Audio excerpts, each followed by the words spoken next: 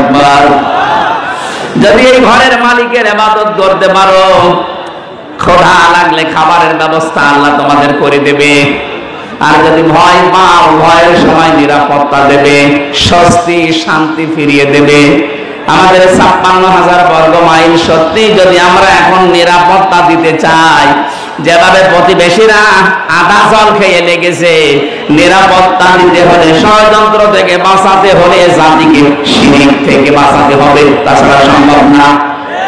আর আমরা চাই এই জন্যে এদেশ যেন শিরক মুক্ত হয়।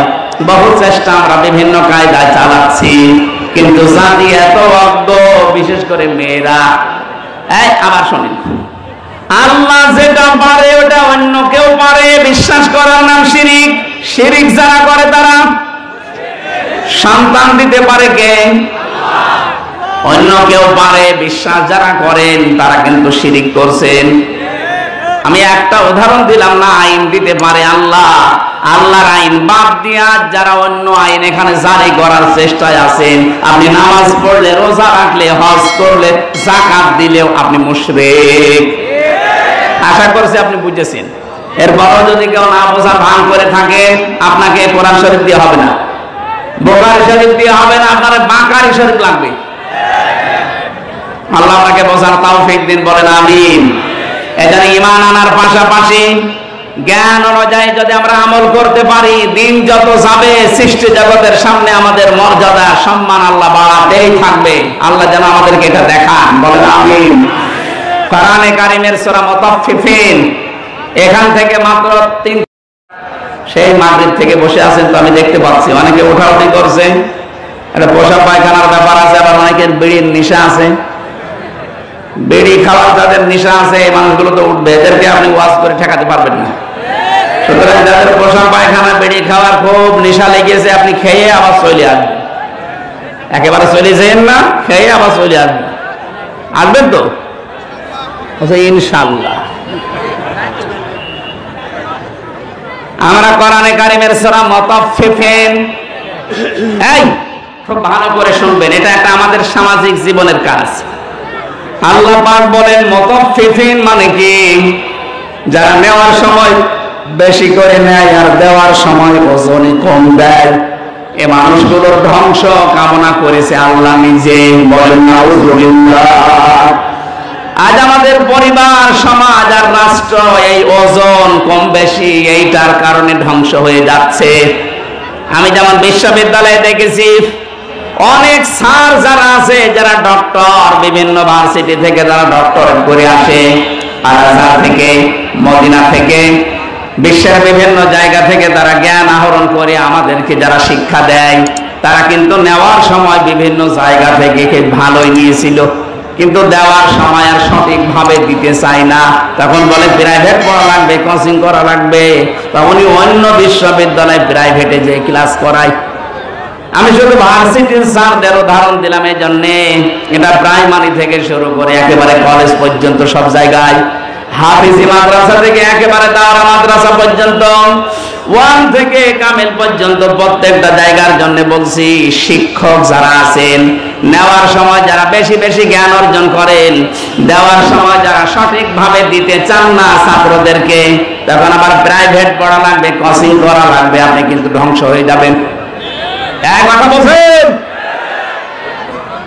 আল্লাহ সূরার শুরুতে এইটাই জানিয়েছেন, ওয়াইলুল লিল মুতাফফিফিন আল্লাযীনা ইযা তালু আলান নাসি ইস্তাওফুন। ধ্বংস হয়ে যাক ওই মানুষগুলো যারা নেওয়ার সময় বেশি নেয়, দেওয়ার সময় কম দেয়। আর সারাটা জীবন আমরা এই লাইনে আছি, নেওয়ার সময় কিন্তু এলেম, নেওয়ার সময় জ্ঞান বিভিন্ন জায়গা থেকে যেভাবে সংগ্রহ করি, কিন্তু ওইটা যখন বিলোপন করার সময় হয়, ডেলিভারি দেওয়ার সময় হয়, এটা তখন আর সঠিকভাবে আমরা দিতে চাই না, বিভিন্ন ক্রস কারণ দেখিয়ে আমাদেরকে আল্লাহ ধ্বংস করে দেবেন। অনেকেই মনে করি যে এটা শুধু দোকানদারদের জন্য, তারা ওজনে কম বেশি করে না, এটা সবার জন্য প্রযোজ্য। হযরতে শুআয়ব আলাইহিস সালামের জামানায় তার জাতিকে আল্লাহ যে 2টা কারণে ধ্বংস করেছিলেন, তার 1 নম্বরে তারা ওজনে কম বেশি করত। আজ উম্মতি মুহাম্মদী আমরা দাবি করে হাজারো মানুষ এখানে আছি যারা খাদ্যে ভেজাল দেয়, খাদ্যের ভেতরে বিভিন্ন বিষ মিশিয়ে দেয়। এই কথা বলেন না কেন? এই যে ফরমালিন যারা দেন, এইটা খেয়ে যদি কোনো মানুষ অসুস্থ হয়, তার বিভিন্ন শরীরের অর্গান গুলো নষ্ট হয়ে যায়, লোকটা যদি মৃত্যুর কোলে ঢলে পড়ে। আপনি তো ফলের ভেতরে, সবজির ভেতরে, খাদ্যের ভেতরে ফরমালিন দিয়েছিলেন, বিষ দিয়েছিলেন, ঔষধ দিয়েছিলেন, কিন্তু কিয়ামতে আপনি যখন উঠবেন তখন মানুষ হত্যাকারীর তালিকায় উঠবেন। আমি তো আয়াত পড়ার পরে দেখতে পাই বাংলাদেশে বহু মানুষ হত্যাকারীর তালিকায় কিয়ামতে উঠবে। কথা বলেন ঠিক কিনা? এজন্য খুব সাবধান এই জায়গায়, কোনো খাদ্যে ভেজাল দেবেন না, খাদ্যের কৃত্রিম। এই যে বিভিন্ন মানুষ টাকা পয়সার জন্য এগুলো সংকট তৈরি করেন, আপনি যে কত বড় অপরাধী আল্লাহর কাছে আপনি টের পাচ্ছেন না। যারা খাদ্যের কৃত্রিম সংকট তৈরি করে মানুষকে কষ্টে ফেলে রাখেন, আল্লাহ পাক বলেন যখন মানুষ খাবার থাকার পরেও সংকট তৈরি করে তখন আমার আরশ কেঁপে যায়। কারণ পৃথিবীতে সবচেয়ে বেশি আদর আর মহব্বত করে বানিয়েছিলাম আমার বান্দাকে। এই বান্দা বান্দীদেরকে যারা জিনিস থাকার পরও কষ্ট দেয়, ওদেরকে আমি আল্লাহ ঘৃণা করি। বলেন নাউজুবিল্লাহ। বাংলাদেশে এটা মাঝে মাঝে আমরা দেখি, সম্পদ থাকার পরও, খাদ্য থাকার পরও কৃত্রিম সংকট তৈরি করে মানুষকে কষ্টে ফেলে দেয়। যেই ধনীগুলো এগুলো করছেন, ইয়ামহাকুল্লাহুর রিবা ওয়া ইউরবিস সাদাকাত, হারাম কোন জিনিসে আল্লাহ বরকত দেয়নি, বরকত আল্লাহ দিয়েছে হালালে।